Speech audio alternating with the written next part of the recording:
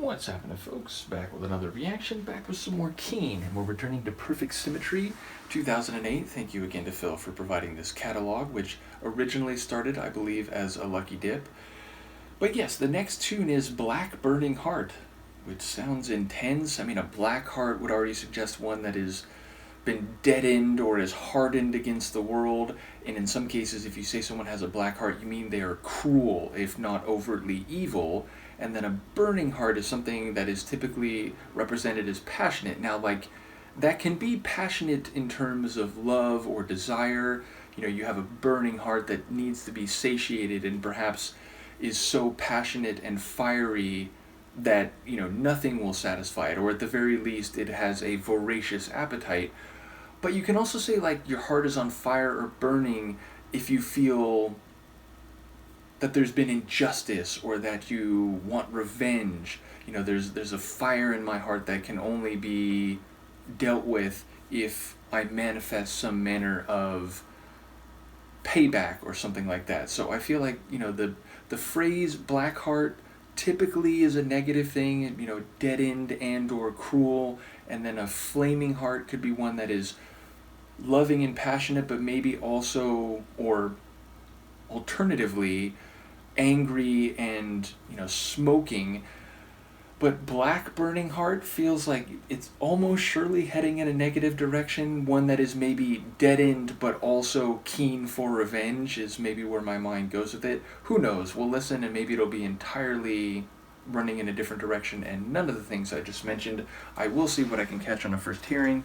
This is Keane. The song is Black Burning Heart, and it's from their 2008 album Perfect Symmetry.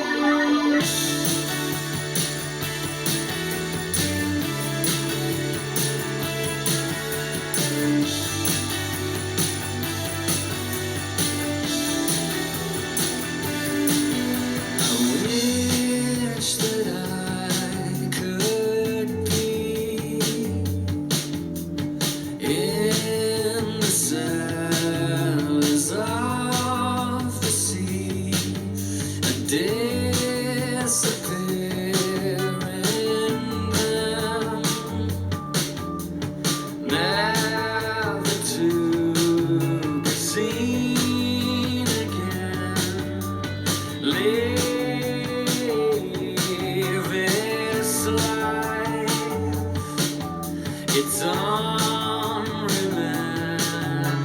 appetite for feeding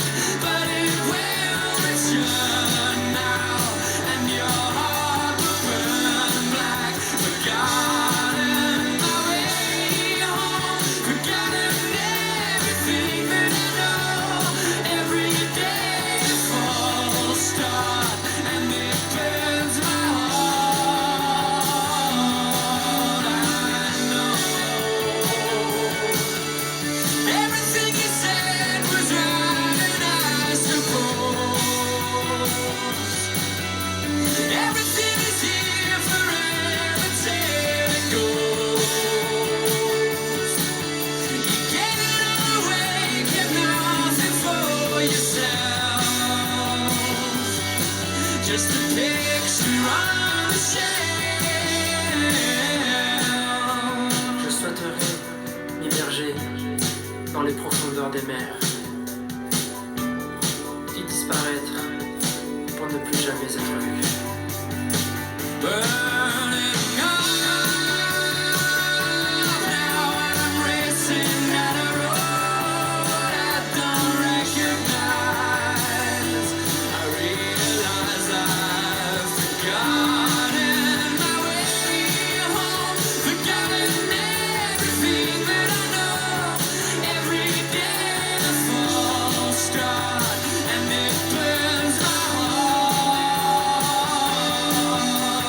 to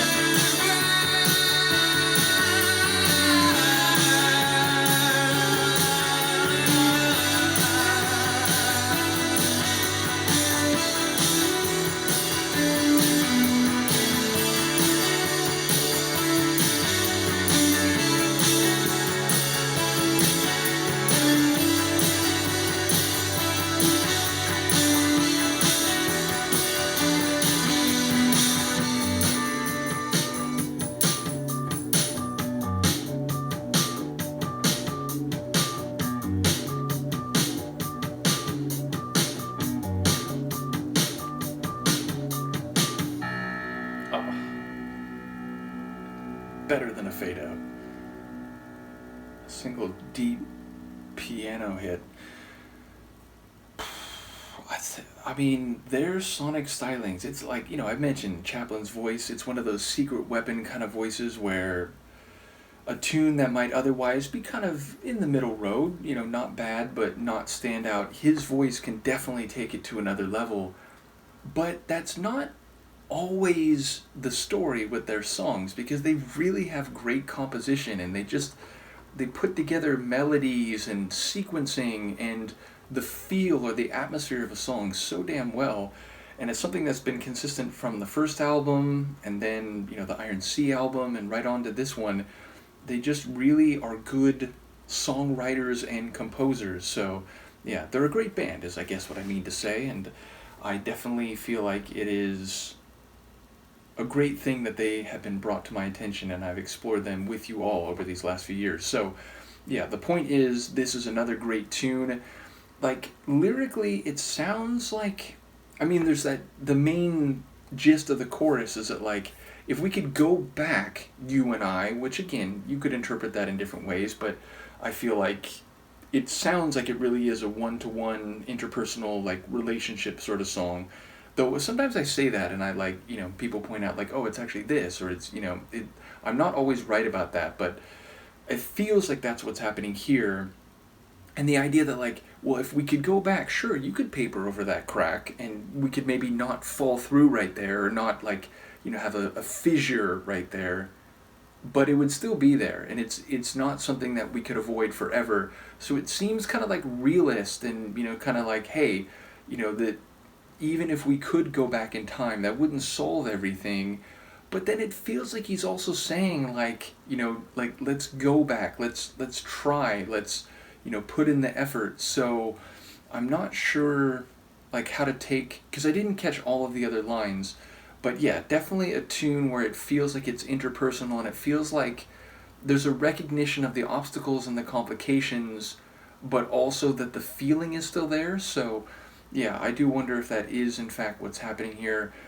And yeah, I do feel like the burning black heart is maybe on both sides. It's like, because it feels like he's saying, like, you, the other person, that's something that you felt, but then also, like, maybe it's something that he's describing for himself, and maybe there's a bit of both, where it is, like, the passion, but it's also the darkness, it's also the sense of, like, it wasn't right, or, like, you did this wrong, or, like, it feels like maybe it is playing both sides of that. Now, I might be wrong about all of that, so do let me know if you have any insights, but again, Chaplin's voice incredible, and there is a point in the latter stages where he does this extension that kind of kept going, and I thought there was, like, a point where it was kind of like a natural ending point, and then he just kind of flourished and went even longer, and it's like, oh, damn, like, that's, your voice has great sonic qualities, but also, like, the technical skill of it, I think, is impressive. And I say that as someone who doesn't, I've never vocally trained, and I don't know the ins and outs of that world, but I do know something that sounds, like, difficult, and I feel like his vocal prowess is not just, good to the untrained ear, but it sounds like on a technical level he is working at an elite tier at the same time. So another top tune from Keane is the summary here. Let me know what you think, and I will see you next time. Peace.